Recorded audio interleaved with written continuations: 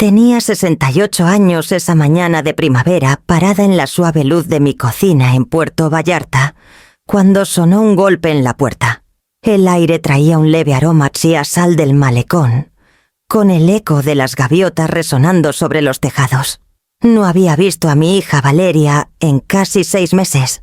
Nos mandábamos mensajes en cumpleaños, intercambiábamos actualizaciones corteses, pero las visitas de verdad eran tan raras como encontrar nieve en verano. Al abrir la puerta, ahí estaba ella con el sol reflejándose en el cobre de su cabello, una chispa que no llegaba del todo a sus ojos. Mauricio la seguía con el celular aún en la mano, sonriendo como quien ha ensayado el gesto. Parecían impecables, exitosos, la clase de pareja que toma vacaciones coordinadas y sube atardeceres filtrados a las redes. «Mamá», dijo Valeria avanzando para abrazarme. «¡Qué guapa te ves!». Era el tipo de halago que se dice para llenar el silencio. La abracé de vuelta aspirando su perfume, un aroma demasiado intenso para la mañana.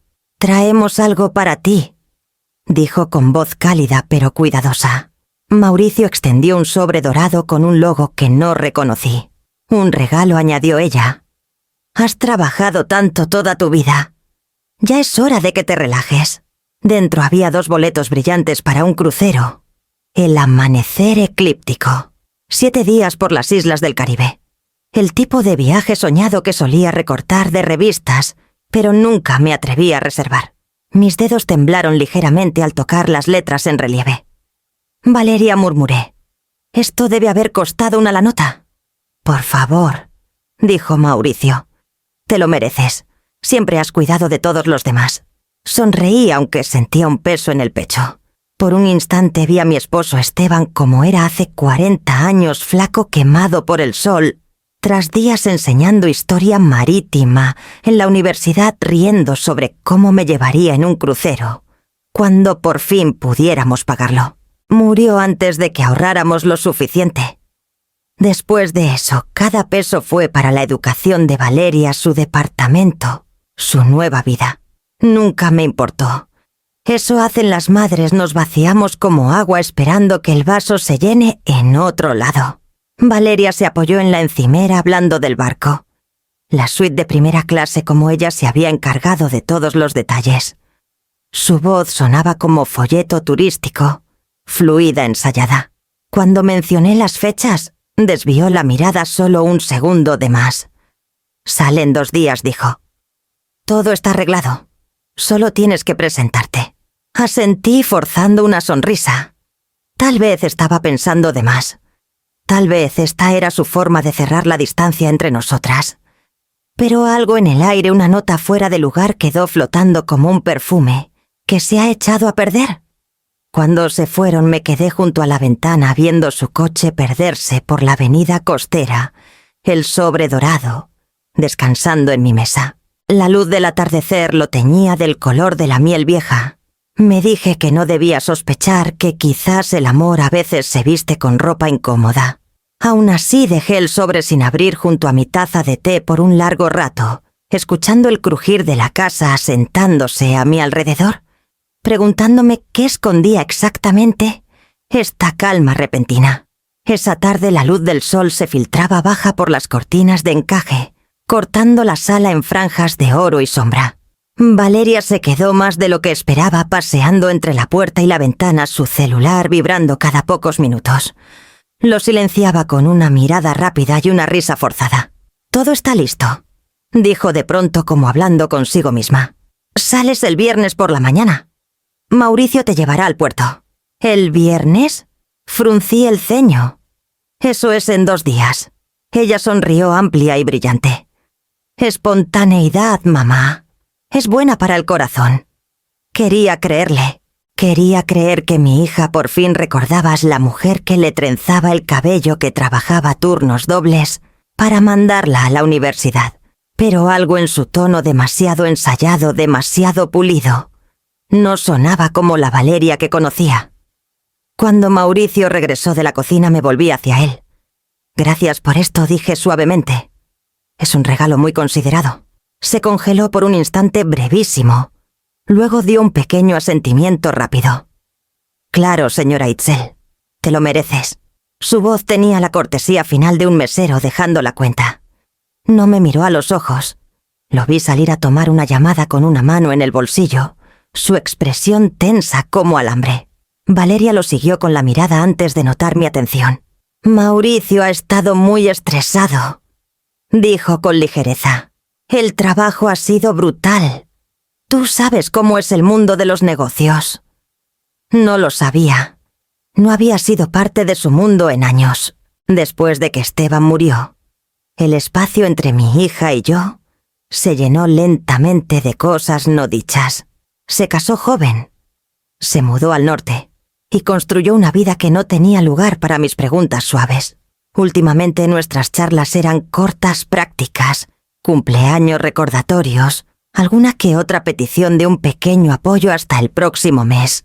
Hace 2 meses me llamó pidiéndome si podía echarles la mano con un pago de hipoteca.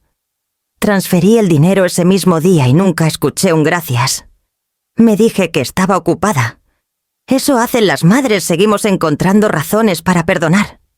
Ahora estaba sentada frente a mí, en el mismo sofá gastado, donde solía quedarse dormida viendo caricaturas desplazándose por su celular, sonriendo demasiado a nada. Entonces empecé con cuidado. ¿Qué agencia de viajes manejó la reserva? Necesito revisar mi lista de medicamentos con ellos, asegurarme de que sepan de los requisitos de la cabina. Ella dudó apenas lo suficiente para anotarlo. Oh, Mauricio se encargó de eso. Todo es electrónico ahora. No tienes que preocuparte por nada. Aún así, dije, me gustaría tener un número de contacto. Por si hay emergencias. Te lo mando por mensaje, dijo rápido metiendo el celular en su bolso. Todo está bajo control, mamá. Solo disfruta esto. ¿Sí? Por una vez en tu vida. Se levantó y besó mi frente antes de que pudiera responder.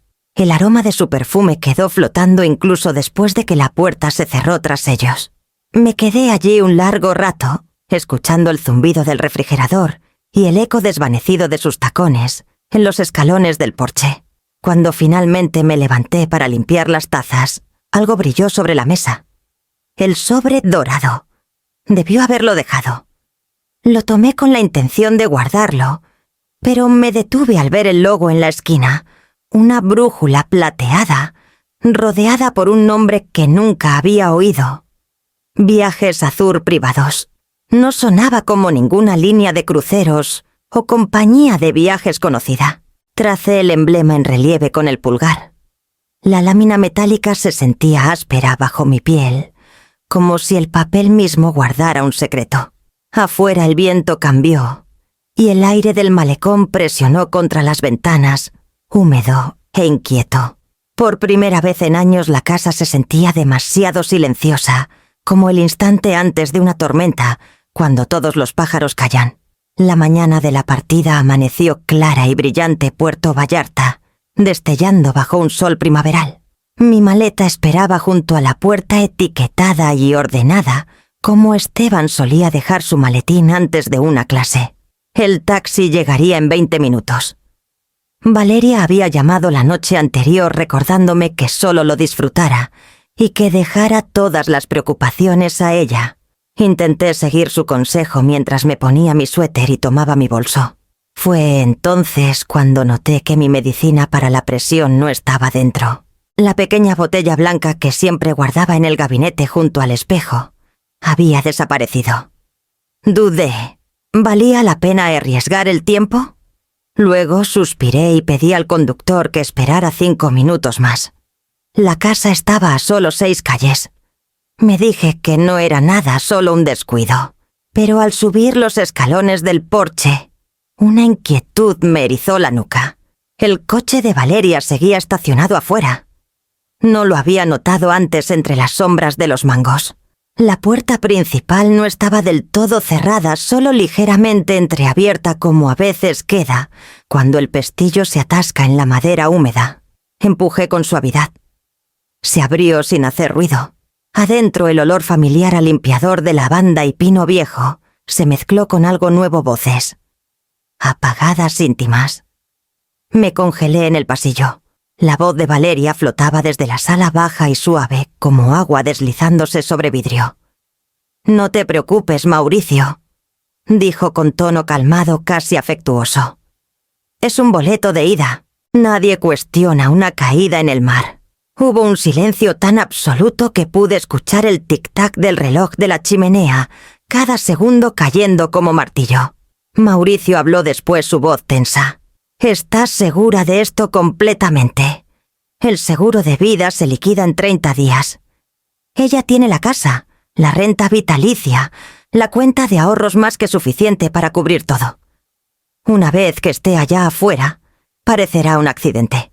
Una mujer mayor, mal equilibrio, mares bravos. La gente será comprensiva». Presioné una mano contra mi boca para no jadear. El suelo pareció inclinarse bajo mis pies. La voz de mi propia hija, firme, eficiente, hablaba de mi muerte como si fuera un problema matemático. Valeria, dijo Mauricio en voz baja. «¿Y si ella...? No sospechará. Confía en mí». Retrocedí el borde de la puerta frío contra mi palma. Por un momento el mundo se desdibujó. Sentía mi corazón latiendo en los oídos rápido, errático. Luego, bajo el terror, algo más comenzó a surgir, una calma lúcida y afilada. Me moví en silencio hacia la cocina, recuperé la botella de medicina olvidada y me quedé en la tenue luz de la ventana. Mi reflejo en el cristal parecía el de una extraña pálida inmóvil, con ojos ardiendo de incredulidad. Pensé en las noches en que Valeria estaba enferma de niña, cómo me sentaba junto a su cama susurrando: «Nanas, cómo trabajé 3 empleos para que pudiera estudiar arquitectura en lugar de conformarse con menos». Cada sacrificio, cada pequeña alegría, reescrito en un instante. A través de la pared la voz de Valeria se suavizó otra vez. «Una vez que esté a bordo es fácil. Nadie cuestiona lo que pasa en alta mar». Fue entonces cuando lo entendí. Mi vida había sido firmada y mi confianza era la pluma. Cerré la botella de medicina, la metí en mi bolso y caminé hacia la puerta. Mis rodillas se sentían débiles, pero mi mente ya estaba en movimiento, rápida, decidida. En el porche, el viento del malecón alborotó mi cabello. El taxi esperaba en la acera, el conductor recargado contra el cofre, sin saber que la mujer que se acercaba acababa de escuchar su propio plan de ejecución. Sonreí al subir. El gesto salió más fácil de lo que esperaba. «Al muelle, por favor», dije. Mi voz no tembló. Mientras el coche avanzaba, las casas se desdibujaron en rayas de color y sentí el peso de los años moverse dentro de mí. El miedo se había quemado, dejando algo más frío y firme atrás. «Está bien, pequeña», murmuré por lo bajo, viendo el agua destellar entre los árboles. «Lo haremos a tu manera».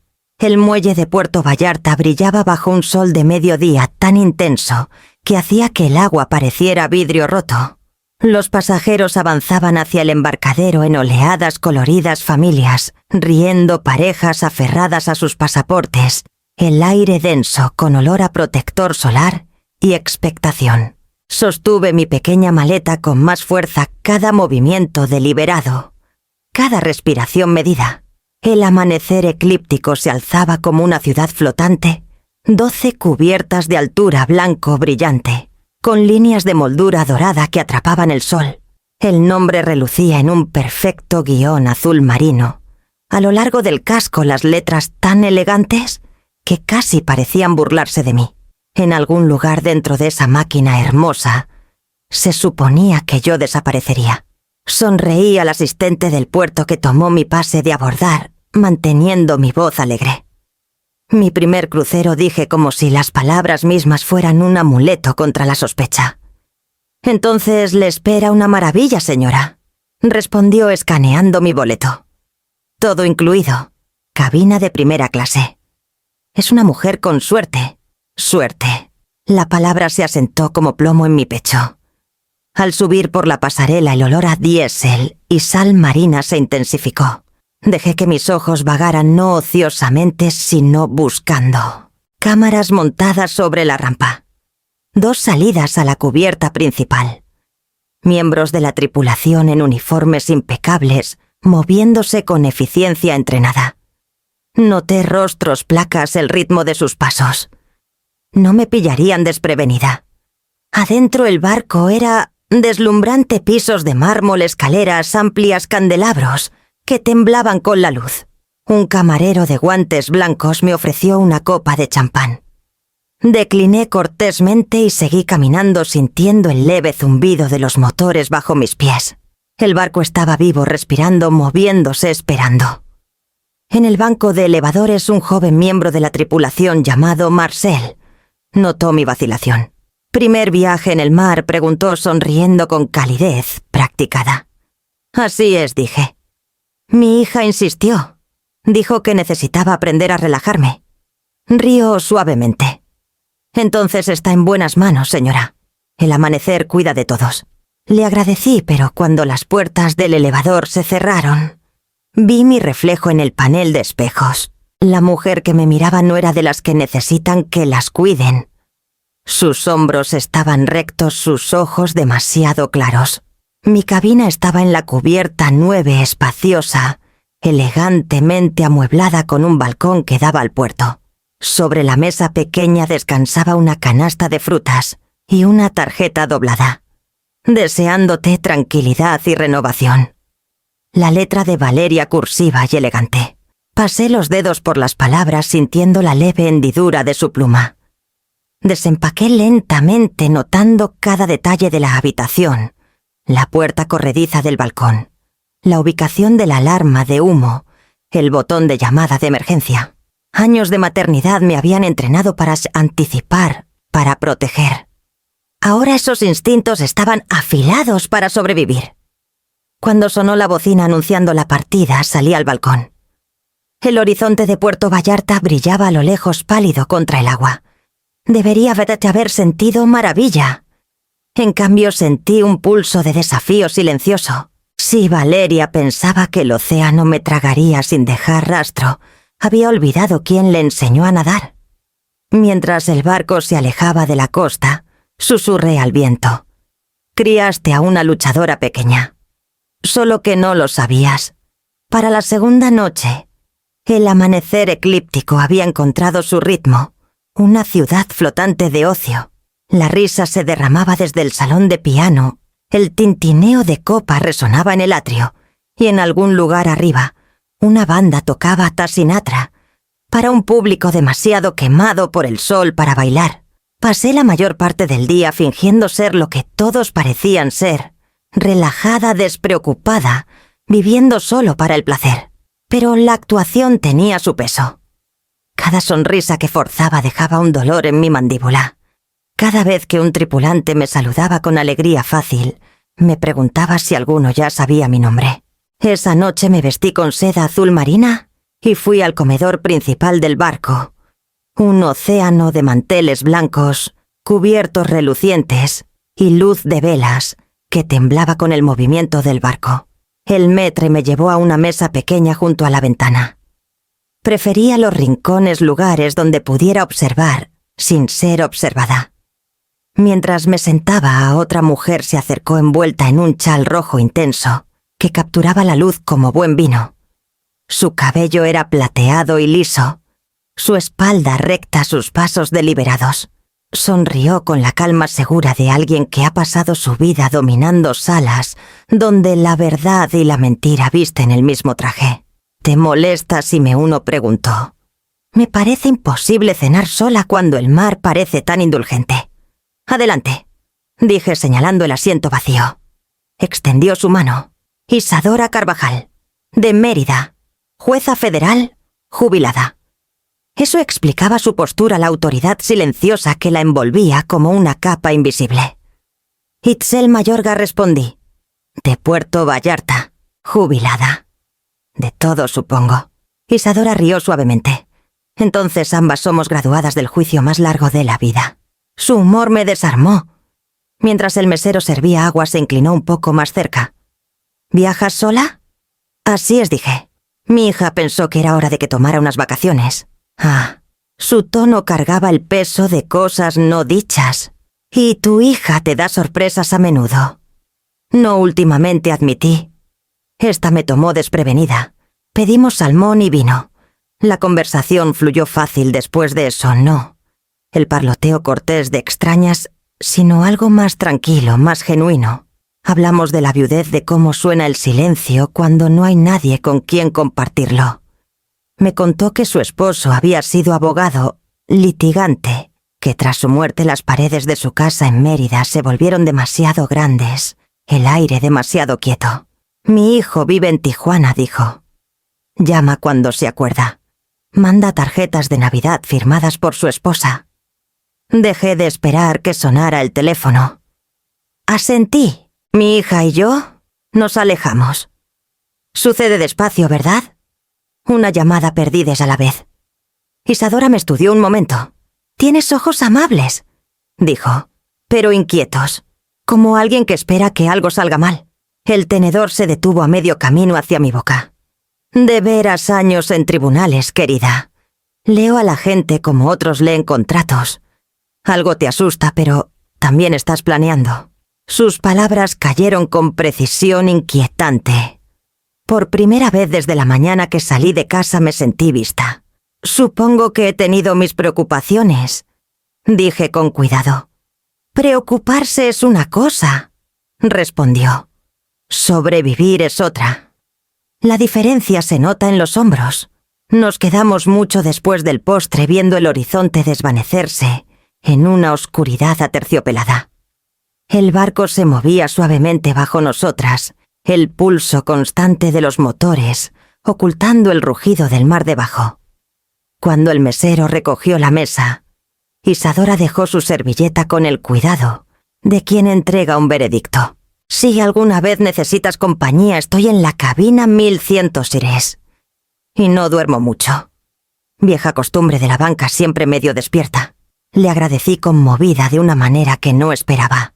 Mientras nos despedíamos en el pasillo, se volvió una vez más y dijo: «¿Tienes la mirada de una mujer que está en medio de una tormenta? Itzel. Solo recuerda las tormentas, revelan más de lo que destruyen».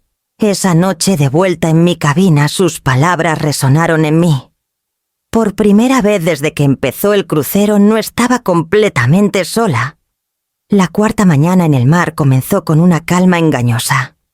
El océano se había suavizado durante la noche, el cielo de un azul porcelana brillante, extendiéndose sin fin, alrededor del amanecer eclíptico. Estaba desayunando con Isadora en un rincón tranquilo del café, cuando mi celular vibró sobre la mesa. «Valeria». El nombre solo bastó para hacer temblar mis manos. Forcé una sonrisa y señalé a Isadora, quien alzó una ceja y deslizó sus lentes de lectura hacia abajo. «Tómala», dijo suavemente. «Yo solo escucharé». Antes de que pudiera levantar el teléfono, ella sacó una grabadora delgada de su bolso. «No te sorprendas tanto», susurró. Vieja costumbre de tribunales. Y según la política de seguridad del barco, podemos grabar llamadas si nos sentimos en riesgo. Asentí. «Hazlo». Presioné el icono verde. «Hola, pequeña», dije manteniendo la voz firme. «Me pillaste entre el desayuno y tomar el sol». Mamá, la voz de Valeria sonó cálida como miel. «Suenas contenta. ¿Estás disfrutando? ¿Conociste a alguien interesante?» Su tono era demasiado brillante, esa dulzura que deja un regusto amargo. «Conocí a una mujer encantadora llamada Isadora. Hemos estado compartiendo comidas», dije. No sabía por qué mencioné su nombre. Solo sentí que era el tipo de advertencia correcta para soltar. Oh, la pausa de Valeria fue breve pero aguda. «Eso es bonito. No pensé que harías amigos tan rápido. Es jueza jubilada». Añadí mi tono casi casual. «Muy inteligente, muy observadora». Isadora me dio un pequeño asentimiento de aprobación. Valeria rió ligeramente. «Bueno, siempre has tenido un don para atraer mujeres fuertes, mamá. Me alegra que no estés sola». Podía casi escuchar cómo tragaba saliva al otro lado de la línea. «¿Cómo está todo en casa?», pregunté removiendo mi café aunque no tenía sed. «Tranquilo», dijo. «Demasiado tranquilo sin ti. Mauricio ya te extraña». Eso era mentira. Podía sentirla respirando bajo sus palabras. Dudó antes de continuar suavizando la voz. Quería asegurarme de que estés cómoda, que no te preocupes por nada. Para nada, dije, dejando que una sonrisa coloreara mi tono. El mar es hermoso, el personal es atento, y mi cuarto tiene la mejor vista. Fue considerado de tu parte arreglarlo. Mereces paz, dijo. Has estado cansada tanto tiempo. Pronto tendrás paz, mamá. Las palabras cayeron como agua fría en mi piel. Frente a mí, la mano de Isadora se detuvo sobre su taza de café, sus ojos encontrando los míos. La luz roja de la grabadora parpadeaba constantemente. Respiré lento. ¡Qué amable pequeña!, logré decir. La paz suena encantadora. Sí, murmuró Valeria. Eso es todo lo que siempre quise para ti. Hablamos unos minutos más, cosas banales sobre comidas y el clima antes de que colgara. Cuando la llamada terminó, el silencio pesó. Isadora extendió su mano y cubrió la mía que temblaba. Lo dijo, susurró. Pronto tendrás paz. Asentí mirando a través del cristal donde la luz del sol se rompía sobre las olas. El mar parecía infinito, hermoso y ni paz hacía que implacable. No quiso decir paz, dije en voz baja. Quiso decir el fin. La expresión de Isadora se endureció, su máscara judicial de calma, regresando. Entonces nos aseguraremos de que sea el de ella, no el tuyo. Para el quinto día el ritmo del barco se había vuelto casi hipnótico, luz solar, sobre agua plateada, el leve tintineo de platos risas, resonando por los pasillos. Para cualquiera que me viera debía parecer otra mujer saboreando su aventura de la tercera edad. Pero bajo la superficie tranquila de mis sonrisas, estaba contando detalles, memorizando rostros, esperando algo sólido, que confirmara la verdad que la voz de Valeria ya había susurrado entre sus sílabas pulidas. Llegó en forma de un pensamiento persistente. El boleto. Nunca vi uno para el vuelo de regreso. Valeria Viatillén había manejado todo diciendo que el paquete del crucero incluía el viaje de ida y vuelta. Le creí hasta ahora. Isadora, dije durante el desayuno, quiero verificar algo en la oficina de pasajeros. Sus ojos se levantaron de su taza de té, agudos y comprensivos. ¿Crees que nunca reservó tu regreso? Necesito saberlo, respondí. La oficina administrativa del barco estaba escondida detrás de la recepción principal, elegante, blanca, zumbando con eficiencia cortés. Un joven llamado Leo estaba detrás del mostrador, su uniforme impecable, su sonrisa, la de alguien pagado para calmar toda preocupación. Buenos días, señora. ¿En qué puedo ayudarla? Quiero verificar mi itinerario completo de viaje, dije, manteniendo el tono ligero. Mi nombre es Itzel Mayorga. Cabina 927. Tecleó mi nombre en el sistema, sus ojos recorriendo la pantalla. Luego su expresión cambió sutil, pero ahí estaba. Una pausa demasiado larga, un destello de confusión. Señora Mayorga, dijo. Veo su reserva aquí. Cabina de primera clase. Viaje de 7 días por el Caribe, paquete todo incluido. Dudó de nuevo. ¿Y el vuelo de regreso? Insistí suavemente. Esa es la cosa, dijo. No hay vuelo registrado. La reserva termina con el desembarque en Nassau. Lo miré forzando mi voz a mantenerse firme. Debe ser un error. La agencia de viajes prometió un viaje redondo. Volvió a verificar. La compra se hizo bajo el nombre de Valeria Salazar. ¿Le suena familiar mi hija?, dije. Las palabras se sintieron extrañas en mi boca. Leo dio una sonrisa comprensiva. A veces los vuelos de regreso se arreglan por separado. Pero no hay ninguna reserva adjunta a este paquete, lo siento. Isadora, que había estado de pie en silencio a mi lado, se inclinó apenas lo suficiente para que captara el acero tranquilo en su tono. ¿Puede la señora Mayorga comprar su propio boleto de regreso ahora? Solo por seguridad. Claro, dijo Leo, aliviado de tener una solución. Volvió a su computadora. Podemos asegurar un asiento en el vuelo del domingo a Puerto Vallarta. Sale a las 3:15 p.m., justo después de atracar. Lo tomo, dije rápido, entregándole mi tarjeta de crédito antes de que pudiera dudar de la decisión. Mi pulso latía rápido en mi garganta. Imprimió la confirmación y deslizó el recibo sobre el mostrador. Los dedos de Isadora tocaron mi muñeca ligeramente, una instrucción silenciosa. «Guárdalo». «Gracias», dije. Cuando salimos al pasillo, el barco pareció inclinarse ligeramente, aunque el mar estaba en calma. Isadora y yo caminamos hacia la cubierta de observación, nuestros reflejos siguiéndonos en las paredes de vidrio, a nuestro lado. Bien dijo suavemente: «Ahí tienes tu prueba. Nunca estabas destinadas a regresar». El papel se sentía pesado en mi mano, más que un simple recibo de viaje cargado de traición. Lo doblé con cuidado y lo guardé en mi cartera entre mi pasaporte y mi anillo de bodas. Pensé que ya lo había aceptado, dije. Pero verlo impreso, su nombre, no el mío, lo hace real de una manera que las palabras nunca podrían. Isadora miró hacia el agua, el horizonte desdibujándose en una neblina azul pálida. La documentación dijo: «Es el lenguaje que el mundo escucha. Guárdalo cerca.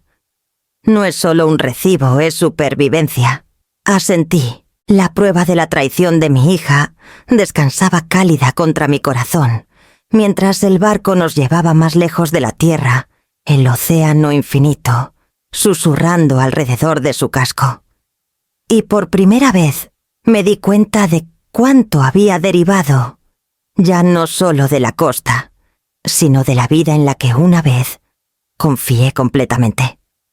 Comenzó como un destello en el rabillo del ojo, un hombre parado cerca de la barra de espresso, mientras cruzaba el atrio, fingiendo leer el itinerario del día.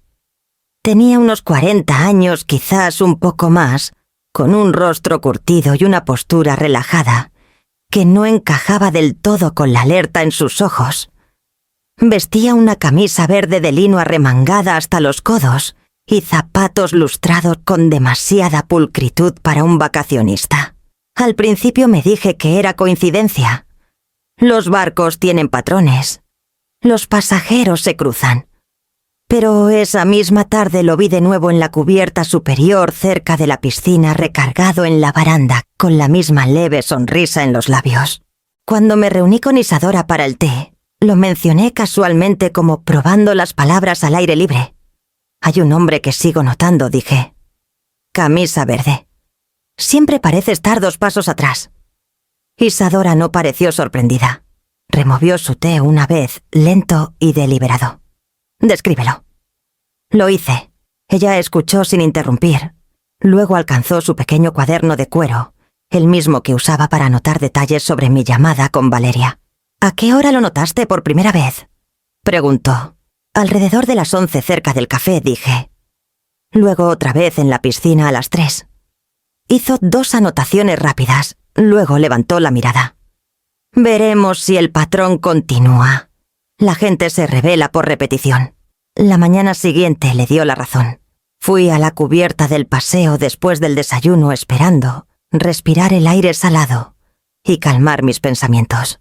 El sol estaba pálido detrás de nubes delgadas, el horizonte, una limpia franja de plata. Un tripulante pasó ofreciendo toallas y por un momento casi sentí paz hasta que giré. Ahí estaba otra vez. El mismo hombre de verde sentado en una mesa cercana a un periódico abierto pero sin leer. Sus ojos se apartaron en el instante en que encontraron los míos. Caminé con calma hacia la baranda, negándome a darle la satisfacción de ver miedo. Abajo el océano se rizaba en largas cintas de azul y blanco. Mi pulso latía en mi garganta, constante como los motores del barco. Más tarde esa tarde me reuní con Isadora en la biblioteca. Ella había pasado parte del día observándolo discretamente. «No lo estás imaginando», dijo en voz baja, inclinándose lo suficiente para que nuestros hombros se tocaran. «Ha estado cerca de ti al menos 4 veces hoy. Café del atrio, paseo de cubierta, comedor y el pasillo hacia tu cabina». Mi estómago se retorció. «Entonces me estás siguiendo». Ella asintió una vez.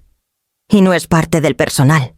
Revisé la lista de tripulación fuera de los cuartos de empleados. No hay camisa verde ni rostro como el suyo». Nos sentamos en silencio por un largo momento, roto solo por el roce de páginas de lectores cercanos. «Vi sus zapatos», dije finalmente. «En el muelle de Puerto Vallarta.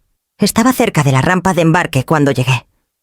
Lo recuerdo porque el cuero estaba rayado cerca de la punta, como alguien que camina con el pie derecho girado hacia afuera. La pluma de Isadora se detuvo sobre su cuaderno. Entonces te ha estado observando desde tierra. La biblioteca de repente se sintió más pequeña, el aire más delgado. ¿Qué hacemos?, susurré. Por ahora nada precipitado, dijo.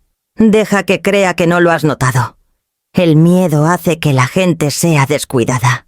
Documentaremos todo hora, lugar, comportamiento.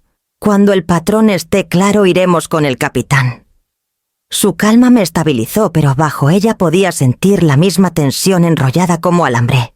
Esa noche tomé una ruta diferente al comedor por un pasillo lateral que olía ligeramente a barniz, pero cuando llegué a la entrada principal, ahí estaba de nuevo recargado en la baranda ese mismo periódico sin leer en la mano. Nuestros ojos se encontraron brevemente. Sonrió entonces pequeño y sabedor, como si ya entendiera que había visto a través de su actuación. Seguí caminando. Mis tacones resonaron uniformemente en el suelo de mármol, eco del latido de mi corazón. Detrás de mí podía sentir su mirada siguiéndome, hasta que la música del salón la engulló por completo. Más tarde en la cabina de Isadora le conté todo. Ella lo anotó todo, su letra aguda y decisiva. Se está acercando, dijo, lo que significa que el plan está en movimiento. Afuera de la ventana el mar se extendía tranquilo e infinito, pero ahora sabía mejor. La calma era solo lo que la superficie quería que creyeras. La mañana después de que Isadora confirmó que el hombre de verde me seguía de nuevo, desperté antes del amanecer. La cabina estaba oscura salvo por un tenue brillo de luz filtrándose por las cortinas. El barco se mecía suavemente como intentando arrullarme para que olvidara lo que sabía. Pero el sueño no llegaba. La quietud de la habitación solo hacía la verdad más ruidosa. Me senté en el pequeño escritorio junto al balcón y abrí mi laptop. La señal de internet a bordo era lenta, cara e impredecible, pero suficiente para lo que necesitaba. Redacté un correo a alguien a quien no contactaba en años. Efraín Torres, un investigador privado en Puerto Vallarta. Efraín y yo habíamos servido en el mismo comité de vigilancia vecinal, cuando mi mundo aún era tranquilo. Mis mayores preocupaciones, los mapaches que volcaban los botes de basura. Tras su retiro de las fuerzas del orden, había abierto su propia agencia de investigación. Lo recordaba como práctico, discreto y leal hasta el extremo. El mensaje tomó forma lentamente bajo mis dedos temblorosos. Asunto urgente y personal. Efraín, soy Itzel Mayorga. Nos conocimos en la asociación de vecinos de la zona hotelera hace años. Necesito tu ayuda en silencio. Estoy en un crucero que mi hija arregló. Creo que ella y su esposo intentan montar un accidente en el mar. Por favor, investiga cualquier registro financiero ligado a Valeria Salazar y Mauricio Salazar, específicamente. Deudas de juego, préstamos o pólizas de seguro de vida a mi nombre. Estaré incomunicada varios días, pero revisaré mensajes cuando la conexión lo permita. Itzel Mayorga. Cuando presioné enviar una ola de calma, me recorrió. Había dado mi primer paso del miedo a la estrategia.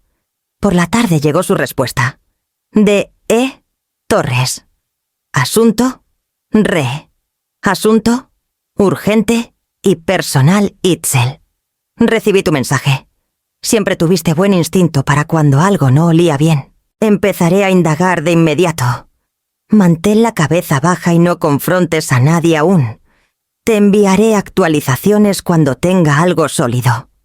Efraín. Le tomó menos de un día entregar los primeros resultados. El correo llegó tarde la noche siguiente mientras Isadora y yo revisábamos nuestras notas sobre el hombre de verde. El wifi del barco titilaba, obligándome a actualizar la bandeja de entrada 2 veces antes de que apareciera el mensaje. De E. Torres. Asunto. Actualizaciones sobre Valeria y Mauricio Salazar.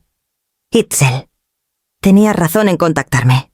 Mauricio tiene varias cuentas de apuestas en sitios offshore, marcadas recientemente por transacciones sospechosas. Debe aproximadamente 3.600.000 de pesos a un prestamista privado conectado con un sindicato de casinos en Mazatlán. Valeria confirmó un préstamo comercial hace 6 meses, usando tu propiedad en Puerto Vallarta como garantía sin tu autorización. Los documentos parecen falsificados. También encontré una póliza de seguro de vida emitida hace 3 meses, con tu nombre como asegurada y Valeria como única beneficiaria. Valor de la póliza, 10.000 de pesos. Esto no fue una idea repentina. Es premeditado. Estoy recopilando copias de los documentos y rastros de transacciones verificados. Todo estará listo para cuando atraques. Mantén los ojos abiertos. La gente a la que le deben no espera pacientemente el pago. Torres. Leí el mensaje 2 veces. Mi pulso ahora firme, no de pánico, sino de precisión. Isadora levantó la vista de su cuaderno mientras deslizaba la pantalla hacia ella. Leyó en silencio su expresión, endureciéndose.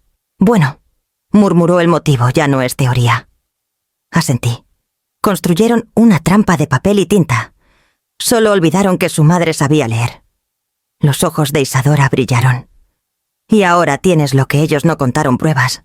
Cerré la laptop, el zumbido del barco bajo nosotras, mezclándose con el lento trueno de mi corazón. Valeria pensó que podía borrarme silenciosamente, convertir la herencia en dinero de escape. Pero lo que no sabía era que yo acababa de convertir su plan en evidencia. Por primera vez desde que comenzó este viaje no era la cazada. Estaba tejiendo la red. La noche siguiente el barco brillaba como un salón de baile a la deriva en aguas oscuras. La música subía desde la cubierta del casino, trompetas, risas, el ritmo de monedas deslizándose en las máquinas.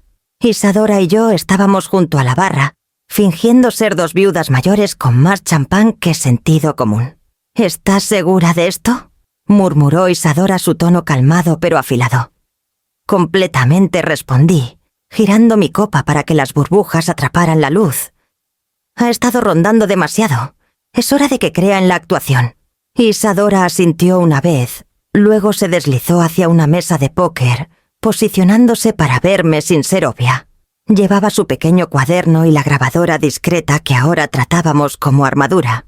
Me senté en un taburete alto cruzando los tobillos y di la impresión de una leve intoxicación. Toda una vida de reuniones de padres y cenas benéficas me había enseñado a usar una máscara. Esta noche serviría para un propósito diferente. En minutos el hombre de la camisa verde apareció.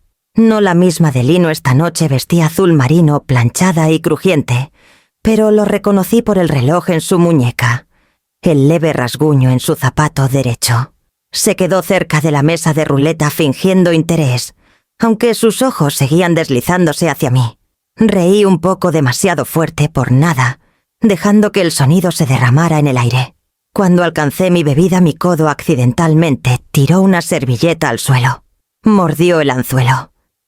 «Cuidado», dijo agachándose para recogerla antes de que pudiera hacerlo yo. Su voz era baja, áspera por años de cigarrillos o secretos. «Oh, gracias», dije con una sonrisa apenada. «Parece que esta noche tengo 2 manos izquierdas. Este aire del mar debe estar afectándome». Rió inclinándose lo justo para que oliera su loción, algo fuerte, sintético.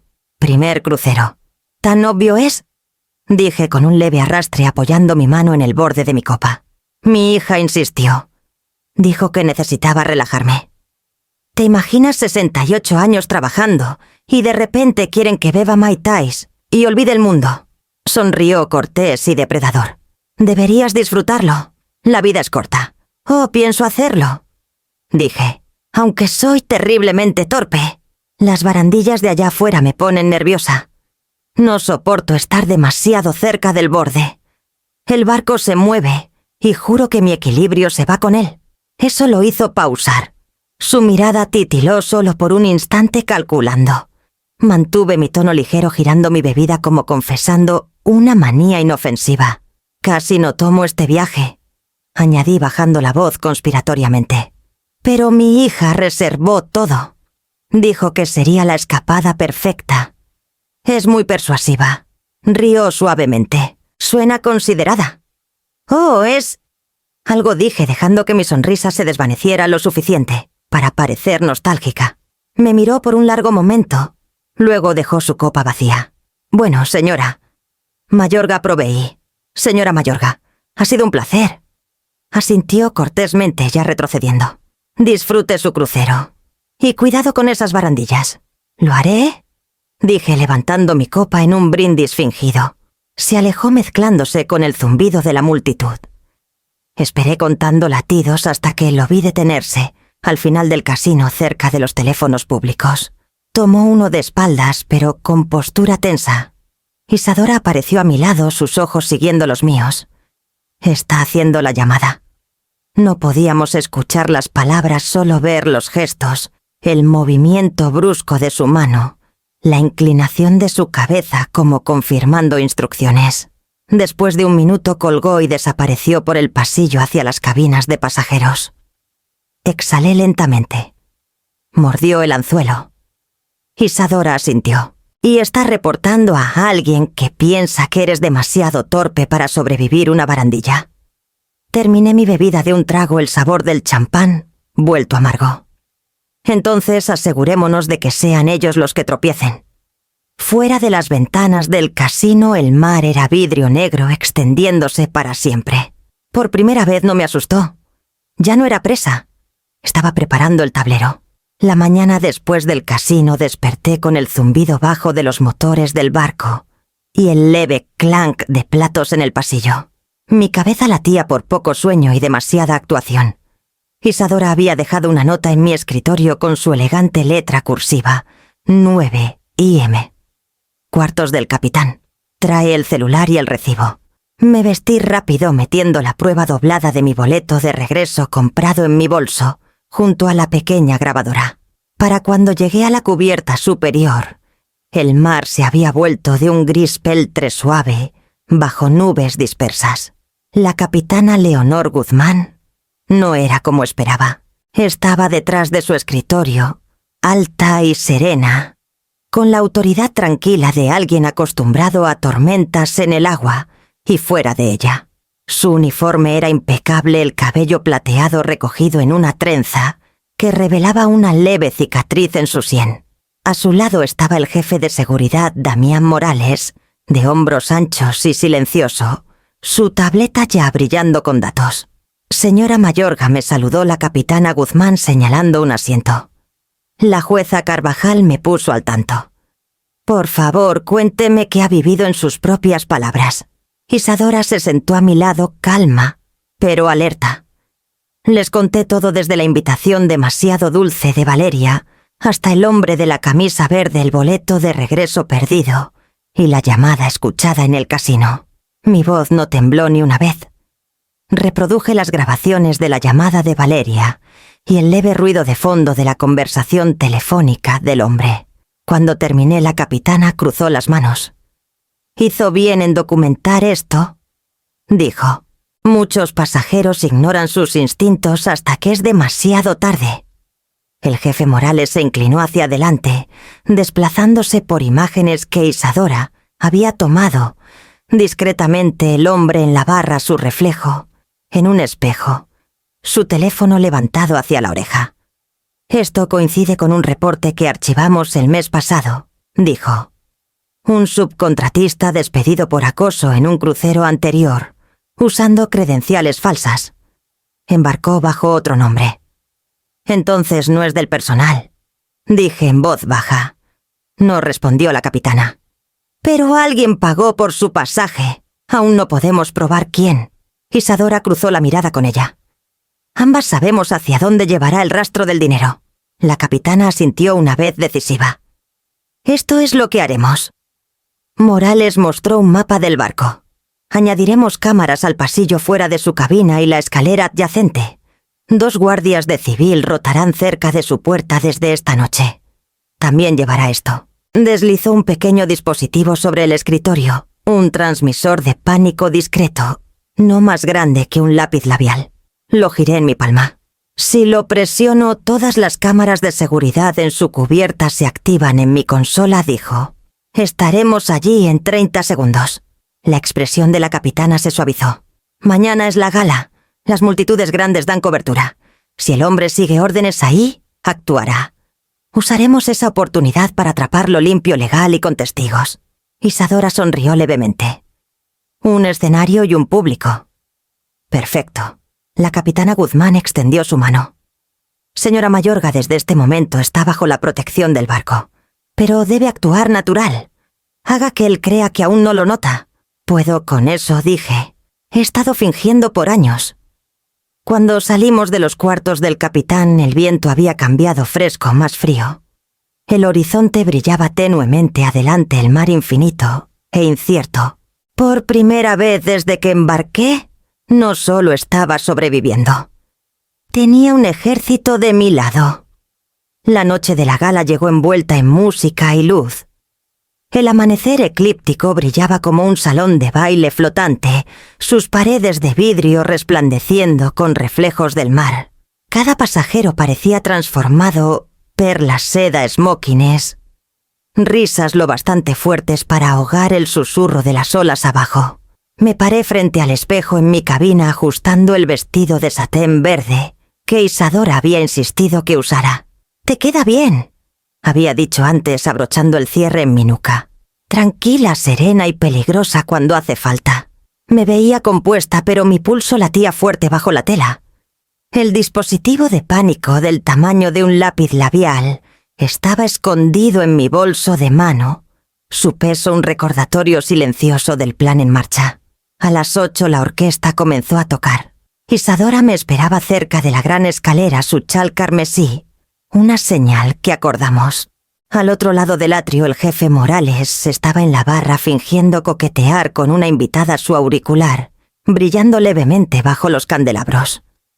Otros 2 oficiales de seguridad se mezclaban entre la multitud indistinguibles de los pasajeros comunes. Todo parecía normal. Ese era el punto. Jugué mi papel la viuda alegre con demasiado champán y demasiadas historias. Bailé una vez, 2 sonreía extraños, e incluso reí, cuando la banda cambió a una vieja melodía de Luis Miguel. Cada pocos minutos mis ojos barrían el nivel del balcón donde las sombras se profundizaban entre las palmas decorativas. Nada. Cerca de las 10 Isadora se acercó bajo el pretexto de ajustar su chal. «El capitán dice que el pasillo está despejado», murmuró. «Se moverá pronto. Regresa a tu cabina como planeado». Asentí una vez y me escabullí por el pasillo oeste con el corazón latiendo fuerte. El corredor fuera de mi suite estaba silenciado, amortiguado por la alfombra y la distancia de la música. Mis tacones hacían suaves clics rítmicos mientras caminaba, cada sonido amplificado por la tensión. Cuando llegué a mi puerta dudé por una respiración medida, luego entré. La habitación estaba exactamente como la dejé ordenada intacta. Coloqué mi bolso en la mesa, exhalé y esperé. No tomó mucho. Un leve raspón vino desde la puerta del balcón, metal contra metal. Mi estómago se apretó. La manija giró lentamente, luego se detuvo. Otro sonido siguió más suave, deliberado, el clic de una ganzúa. Di un paso atrás presionando mis dedos contra el dispositivo de pánico dentro de mi bolso, pero sin activarlo aún. La puerta se abrió lentamente dejando entrar una ráfaga de aire oceánico. El hombre de chaqueta oscura entró sin hacer ruido. No más camisa verde. No más pretextos. Solo propósito. Cruzó la mitad de la habitación antes de que las luces se encendieran de golpe. Para ahí mismo la voz de Morales cortó el silencio. 2 guardias surgieron de la cabina contigua, inmovilizándolo antes de que pudiera alcanzar su bolsillo. El botón de pánico se deslizó de mi mano. No había necesitado presionarlo. El intruso no forcejeó. Se congeló la mandíbula tensa, los ojos dirigiéndose hacia mí, con algo cercano al desprecio o lástima. Los guardias arrancaron una pequeña bolsa de su chaqueta. Morales la abrió y dejó el contenido en el escritorio, un frasco delgado de líquido transparente, una jeringa tapada y un juego de ganzúas pulidas por el uso. Luego vino el celular barato negro con la pantalla de mensajes aún abierta. Morales desplazó una vez, su rostro endureciéndose. Capitana querrá ver esto. La capitana Guzmán entró momentos después, serena incluso ahora. Miró la pantalla, luego la giró hacia mí. Ahí estaba el número de Valeria, su nombre, en la cima del hilo. Los mensajes brillaban stark contra la pantalla cabina 9227. Esta noche, después de las 10. Asegúrate de que parezca una caída. Pago tras confirmación. Mis rodillas casi cedieron, pero me estabilicé en el escritorio. Ya no había espacio para la duda ni lugar seguro para la negación. Guzmán dio una orden breve, y los guardias se llevaron al hombre su silencio más pesado que cualquier confesión. Cuando la puerta se cerró tras ellos, Isadora apareció desde la cabina contigua. Me miró en silencio sin triunfo en su expresión, solo una especie de tristeza. Se acabó, dijo. Pero al mirar la pantalla brillante supe que no era así. El océano afuera estaba tranquilo, sí, pero en algún lugar más allá, la persona que había puesto esto en marcha aún respiraba libremente. Y era mi hija. Para cuando amaneció el amanecer eclíptico estaba inquietantemente silencioso. Las decoraciones de la gala aún brillaban tenuemente bajo la pálida luz que se filtraba por el atrio de vidrio, pero las risas y la música de la noche anterior habían desaparecido, dejando solo el suave zumbido de los motores y el lejano rugido de las olas. La capitana Guzmán cumplió su palabra. La seguridad detuvo al hombre en el calabozo, y el celular con los mensajes de Valeria fue sellado en una bolsa de evidencia. Di mi declaración cada palabra firme como si hablara por alguien más. Cuando terminé, Guzmán puso una mano en mi hombro. Tienes derecho a confrontarla, señora Mayorga. Solo asegúrate de que eso es lo que quieres. Lo era. Regresé a mi cabina, la misma habitación donde el aire alguna vez se sintió demasiado quieto para respirar. La luz del océano titilaba en las paredes como vidrio fracturado. Tomé mi celular, conecté la línea satelital del barco y busqué el nombre de mi hija. En el momento en que presioné llamar, mi mano se enfrió. Sonó una vez, dos, luego conectó. «Mamá». La voz de Valeria era somnolienta e insegura. «Es temprano. ¿Estás bien?» Su tono era tan natural que por un instante casi creí en otra realidad, una donde ella volvía a ser solo mi hija, no la arquitecta de mi destrucción. «Estoy bien», dije, mi voz tranquila. Lo atraparon. Una pausa. «¿A quién?» «Al hombre que contrataste», respondí. «Encontraron tus mensajes en su celular». El silencio que siguió fue absoluto. Ni siquiera el océano se atrevió a interrumpir. «No sé de qué hablas», dijo finalmente, sus palabras tensas, frágiles. «Claro que sí». Su respiración se aceleró. «Mamá, estás confundida. Alguien debe estarme tendiendo una trampa». «Mauricio y yo...» No, dije suavemente. «Por favor, no mientas otra vez. Está todo ahí, tu número, tus instrucciones. Cabina 927. Haz que parezca una caída». Hubo un leve sonido, tal vez su mano temblando, tal vez su aliento atrapado. Luego, una sola palabra tan pequeña que casi la perdí. ¿Por qué susurró?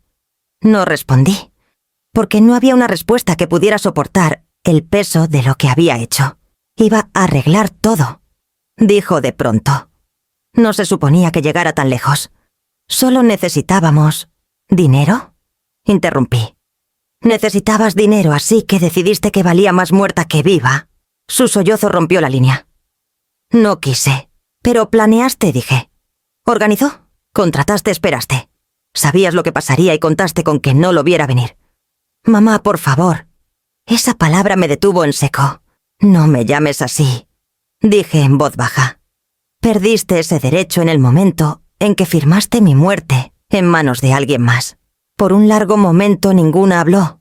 Solo el zumbido hueco de la distancia, el espacio entre el perdón y la finalidad.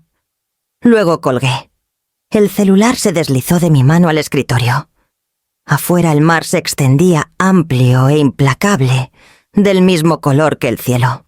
En algún lugar de ese horizonte infinito, mi hija aún existía. Pero ya no pertenecía la mujer que miraba al agua.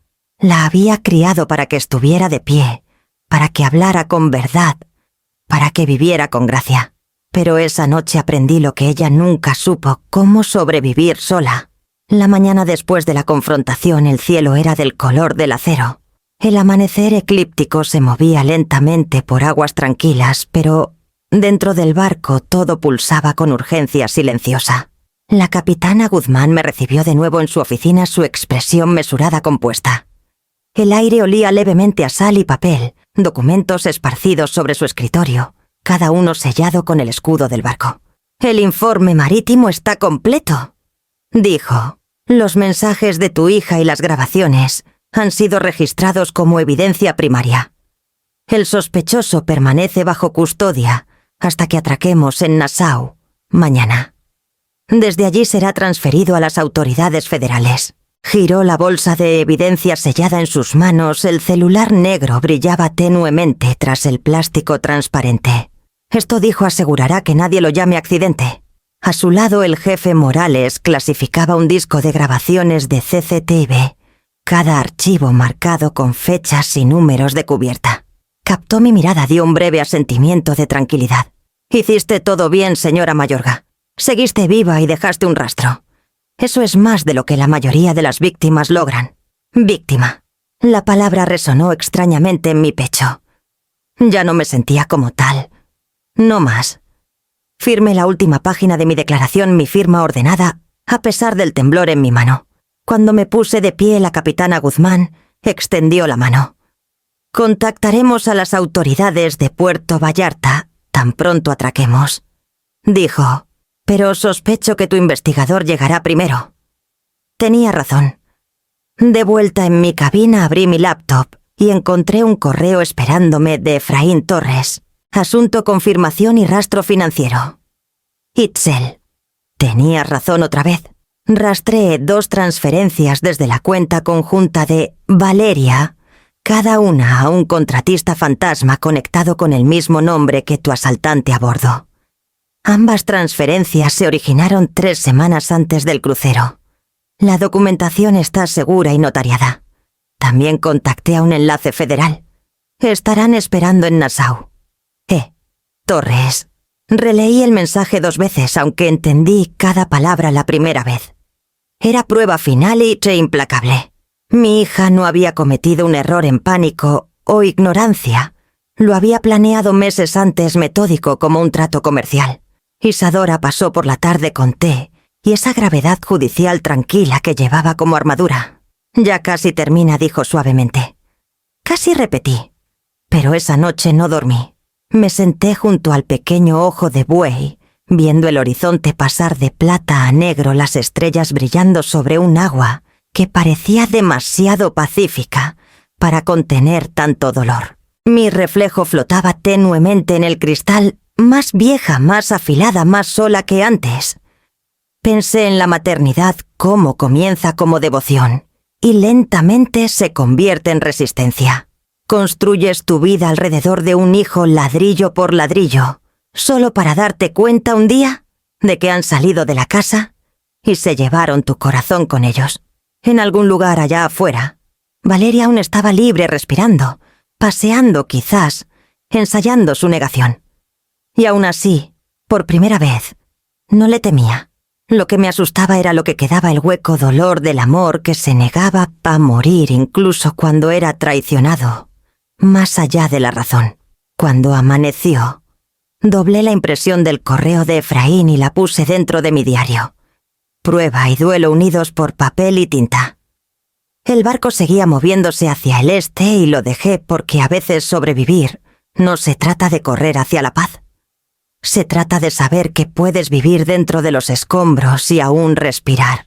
Cuando el amanecer eclíptico llegó a Nassau, el aire era brillante y agudo, con sal, el tipo de calor que hacía que todo brillara. Los pasajeros se agolpaban en las barandas riendo, saludando a los muelles que se acercaban, sin saber que en la cubierta más baja del barco, un hombre esposado esperaba a los agentes federales. Estaba junto a la capitana Guzmán cuando los oficiales uniformados abordaron. La investigadora principal, una mujer tranquila llamada agente Pilar Nava, habló brevemente con la capitana, luego se volvió hacia mí. Señora Mayorga dijo, «Ha sido notablemente serena en todo esto. Nosotros nos encargamos desde aquí. El sospechoso ya renunció a un abogado». No necesitaba añadir lo que eso significaba. El hombre se había dado cuenta de que sus empleadores no vendrían a rescatarlo. Cuando lo escoltaron por la pasarela, su expresión era plana, casi aliviada.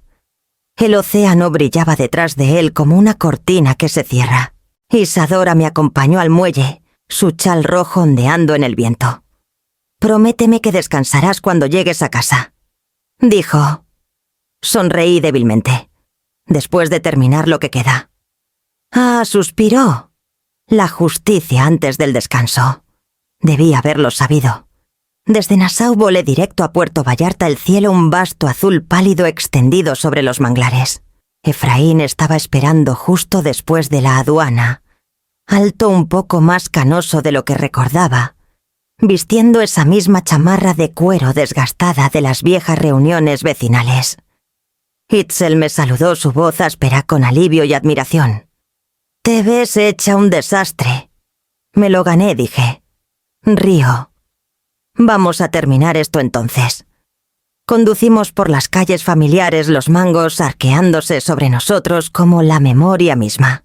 En la oficina del Ministerio Público conocimos a la asistente de la Fiscalía, Clara Montes, una mujer de ojos agudos y tono que no perdía tiempo.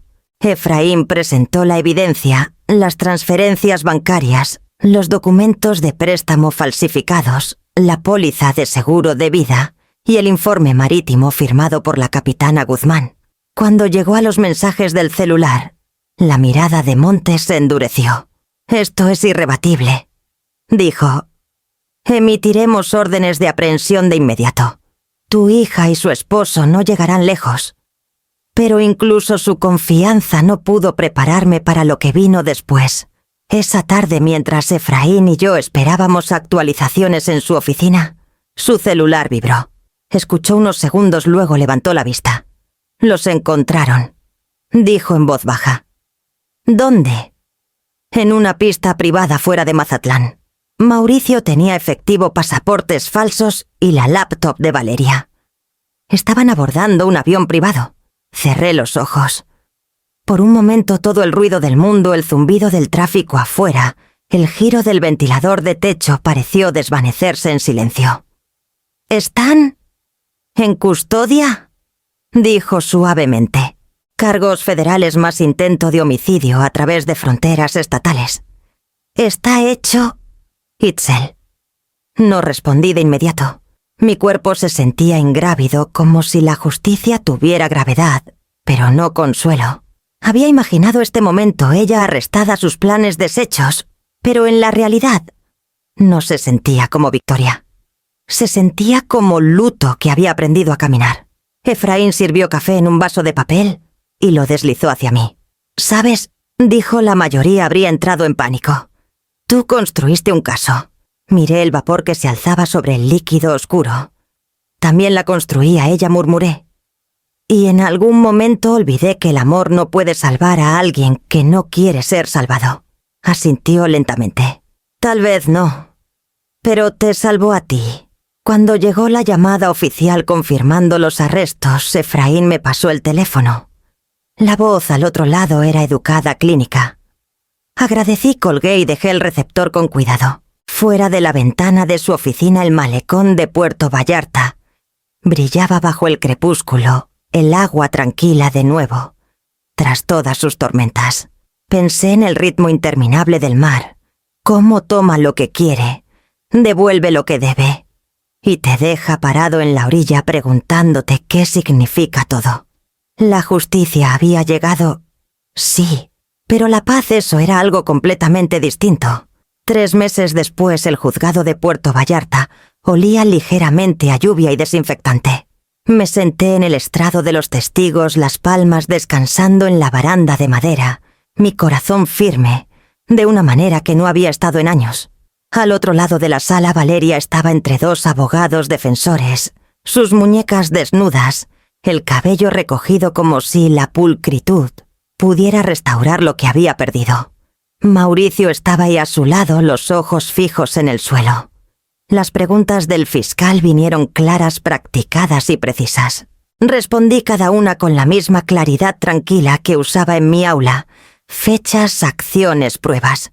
Cuando reprodujeron la grabación de la voz de Valeria diciendo: «Nadie cuestiona una caída en el mar», el tribunal quedó en silencio. Hasta los ventiladores de techo parecieron detenerse. Valeria no me miró, ni una sola vez. El veredicto llegó tras una breve deliberación. 18 años para Valeria, 10 para Mauricio.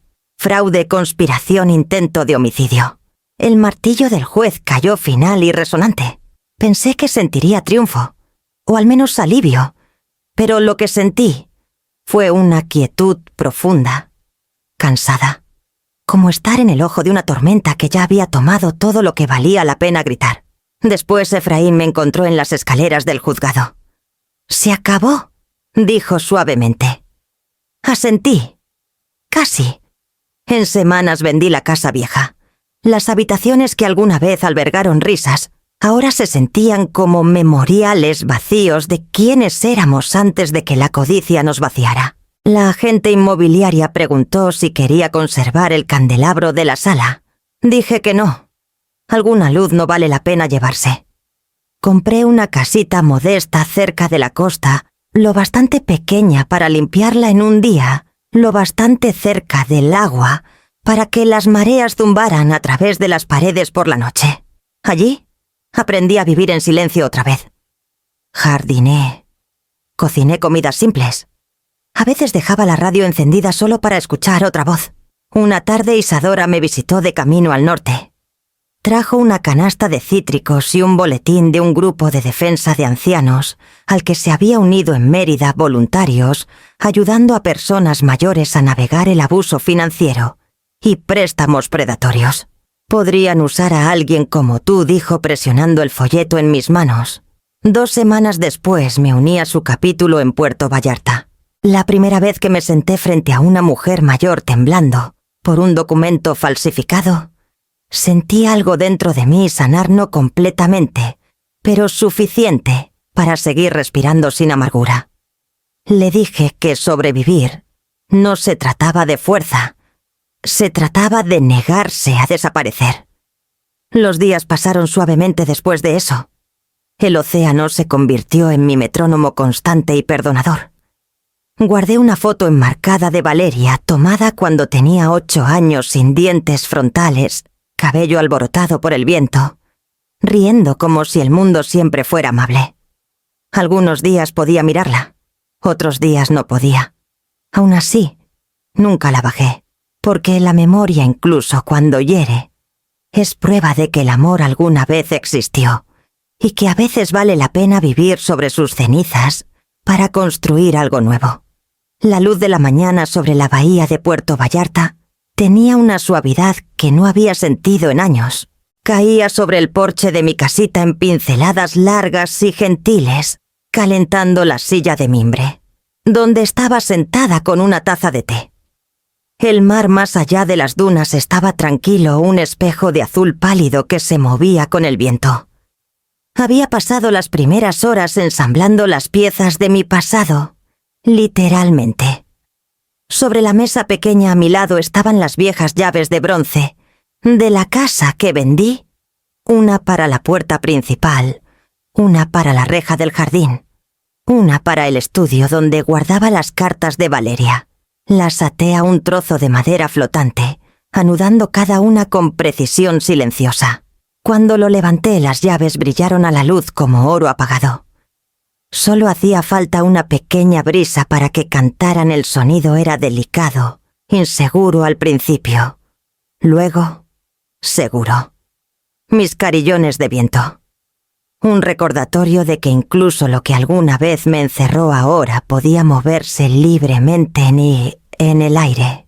Isadora llegó justo antes del mediodía, su chal rojo familiar, envuelto sobre un vestido de lino.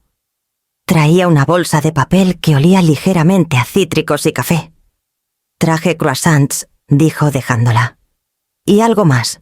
De su bolso sacó una pequeña botella de vino blanco. Celebración. Añadió, sus ojos brillando. Por la paz que no se siente como rendición. Nos sentamos juntas en el porche, el sonido de los carillones, mezclándose con el susurro de la bahía. El aire era cálido, pero amable. «Te ves diferente», dijo después de un rato. «Más ligera». «Supongo que lo estoy», dije viendo la luz saltar sobre el agua. «Es extraño. La paz no llega con fanfarrias. Solo aparece una mañana y se sienta silenciosamente a tu lado». Isadora sonrió. «Y tú la dejas quedarse». Brindamos con copas pequeñas el vino fresco contra la tarde. Me contó sobre su nuevo trabajo en Mérida, los jueces que había entrenado en defensa de ancianos, el progreso que su hijo estaba haciendo en terapia de reconciliación, la vida avanzando en su gracia imperfecta. Cuando se fue más tarde esa tarde, el sol había bajado volviendo el agua bronce. Me paré junto a la baranda del porche escuchando los carillones cantar. Sus tonos se mezclaban con el ritmo de la marea, un dueto entre pasado y presente. Dentro de la casita mi gafete de voluntaria del centro de defensa colgaba junto a la puerta. Cada semana ayudaba a otros a encontrar su lugar, personas como yo, que habían confiado demasiado, que necesitaban recordar que la dignidad no era arrogancia, solo un límite dibujado con amor.